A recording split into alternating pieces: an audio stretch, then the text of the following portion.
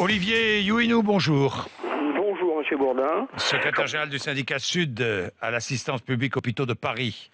Exactement. Du 9 au 14, non, du 8 au 14 mai dernier, un riche émir du Golfe a privatisé 9 chambres du 7e étage de l'hôpital Ambroise Paré de Boulogne-Billancourt dans les Hauts-de-Seine. Il a fait faire des aménagements pour accueillir ses proches et ses gardes du corps. Il a fait poser des douchettes dans les toilettes. Il a refusé la nourriture de l'hôpital. Il s'est fait livrer ses repas par un traiteur. Il a également réservé 7 places de parking. C'est vrai ça ? Oui, c'est ce qui s'est fait, effectivement.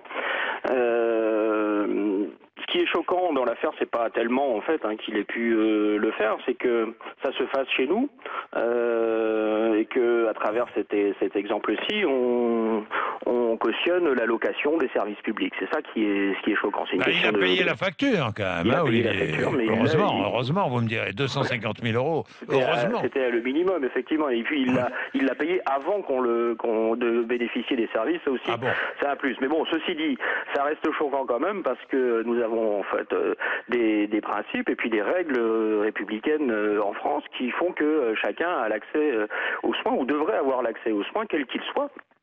Mais est-ce que cette privatisation, cette présence de cet émir, cette privatisation de plusieurs chambres a empêché l'hôpital de soigner d'autres patients plus modestes ? J'espère pas. Moi non plus, mais c'est le cas ou pas ? Mais je crois que si je suis avec vous sur l'antenne aujourd'hui, c'est parce que l'affaire me choque moi, mais me choque vous, mais vous choque vous aussi. C'est que l'idée qu'on puisse chez nous, comme ça, se décider, parce qu'on vient avec des valises remplies, avoir 9 chambres lorsque le Kidam, il en a qu'une seule, pouvoir louer 7 places de parking, alors que les personnels eux-mêmes ont des difficultés à s'y garer pour venir travailler, ça c'est choquant, et c'est ça qu'il faut dénoncer. La situation financière que décrit Martin Hirsch et les raisons pour lesquelles il accepte ce type de Alors contrat. Martin Hirsch, pardon, puisque vous faites allusion à Martin Hirsch, il dit ça n'a pas été fait au détriment de malades français. J'assume le fait de gagner de l'argent avec de riches patients. À un moment où nous avons besoin de tous les moyens pour soigner les plus modestes, gagner de l'argent sur ces patients qui en ont les moyens, cela ne me choque pas. Il estime que 3000 riches patients étrangers seront accueillis cette année, 2014. Ça va rapporter 8 millions d'euros. Et il souhaite que ces riches patients ne représentent pas plus d'1% des patients. Il rappelle aussi que ces patients étrangers riches paient 30% plus cher que le tarif de la sécurité sociale. Tout à fait. Il dit même qu'il est le Robin des Bois, dans ce sens.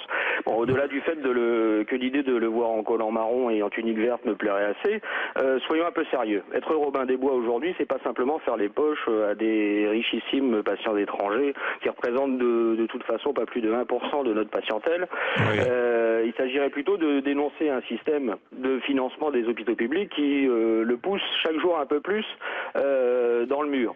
Un système qui préconise la marchandisation de notre activité, de notre secteur d'activité, un système qui étrangle tous les jours un peu plus encore nos hôpitaux. C'est ça être Robin des Bois aujourd'hui. Être Robin des Bois aujourd'hui, c'est se battre pour une meilleure répartition des richesses dans notre pays, pour permettre de continuer à donner à un émir du Golfe la possibilité, s'il paye plus, et ça c'est normal, 30% c'est la règle, il ne cotise pas à la sécurité sociale, lui donner l'accès aux soins en France, pas de problème, mais le donner de la même façon à lui que à n'importe lequel d'entre nous.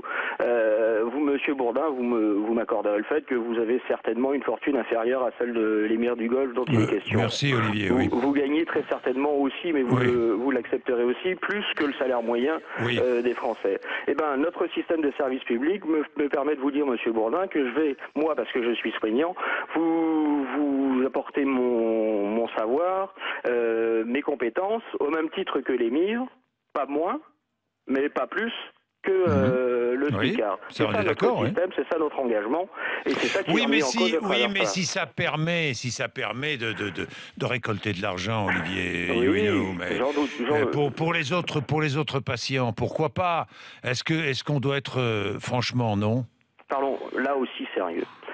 Allez-y. Monsieur Hirsch le dit lui-même, c'est de 8 à 10 millions possiblement sur l'année 2014. Si on revient sur les vrais chiffres de l'assistance publique, l'assistance publique c'est 2,2 milliards de dettes. C'est 100 millions de frais financiers à l'année.